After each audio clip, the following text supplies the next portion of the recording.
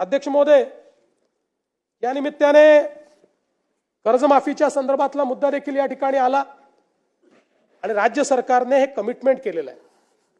हे खरं आहे की आता आपल्यावर जो काही अतिवृष्टीचा ताण आला त्यामुळे थोडंसं बजेट आपलं अडचणीत आहे। या सगळ्या गोष्टी असल्या तरी शेतकऱ्यांना कर्जमाफी द्यायची या संदर्भात आपण निर्णय हा घोषित केलेला आहे।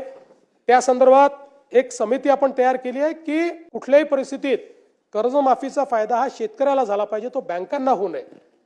आणि कर्जमाफी झाल्यानंतर आपण बघा आता एक प्रकारे ही परिस्थिती पण कुठेतरी विचारणीय आहे की आपण 17ला कर्जमाफी केली, आपण 20ला कर्जमाफी केली, तरीही आपला शेतकरी हा आज कर्जमाफी मागतोय।